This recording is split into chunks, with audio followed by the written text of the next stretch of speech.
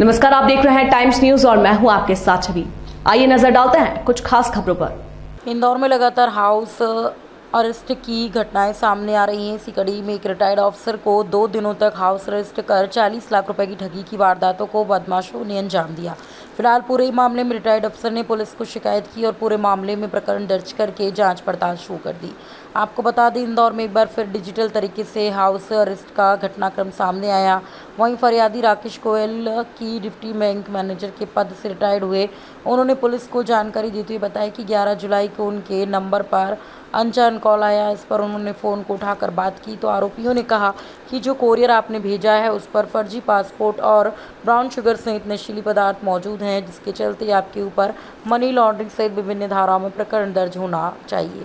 इसके चलते पूर्व डिप्टी बैंक मैनेजर को अलग अलग अधिकारियों से बात करवाई गई। साथ ही इस दौरान कोई सीबीआई का अधिकारी बनकर बात करता तो कोई पुलिस विभाग का अधिकारी बनकर बात करता। इस तरह से तकरीबन 2 दिनों तक राकेश गोयल को ऑनलाइन तरीके से घर में ही अरेस्ट किया गया।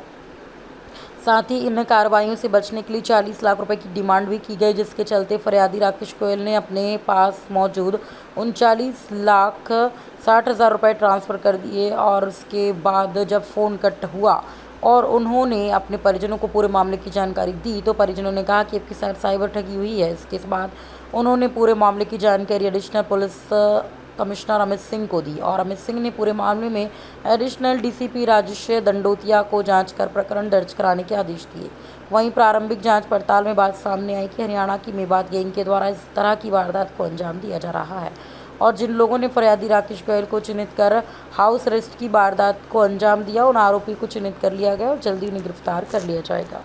कुछ दिनों पहले एक डिजिटल अरेस्ट का मामला सामने आया है जिसमें क्राइम ब्रांच से संपर्क किया गया है। उसमें जो रिटायर्ड बैंक अधिकारी है और उसके द्वारा ये बताया गया कि उसके पास कॉल आया था और कॉल में ये बताया गया कि आपके जो पार्सल था फेडेक्स इंटरनेशनल कुरियर सर्विस से कॉल आया था, ऑटोमेटेड कॉल था और उसमें बताया गया कि आपका जो पार्सल है उसमें इलीगल ड्रग्स हैं और आपके अकाउंट का इस्तेमाल हुआ है, आपके डॉक्यूमेंट्स का इस्तेमाल हुआ है और भी ह्यूमन ट्रैफिकिंग में आपके डॉक्यूमेंट्स का इस्तेमाल हुआ है। फिर उसको क्राइम ब्रांच से जोड़ा, साइबर क्राइम से जोड़ा, फिर सीबीआई से जोड़ा और इस तरीके से उसको फिर video call Skype video ID पर लेकर गए और स्काइप वीडियो कॉल में उसके साथ लगातार बात की और उसको डिजिटली अरेस्ट रखा और लगभग 40 लाख रुपए के करीब उसके साथ फ्रॉड हो गया। इस संबंध में उसके द्वारा रिपोर्ट कराई गई क्राइम ब्रांच में 1930 में उनकी कंप्लेंट रजिस्टर करा दी गई है। जितने भी अकाउंट्स में जो उनका पैसा गया है उन्हें अकाउंट्स को फ्रीज करा दिया है, होल्ड करा दिया है और इसमें फिलहाल कंप्लेंट रजिस्टर की जाकर उसमें इंक्वायरी जारी है और जल्दी ही इसमें आरोपियों को आइडेंटिफाई किया जाकर वैधानिक कार्रवाई सुनिश्चित की जाएगी।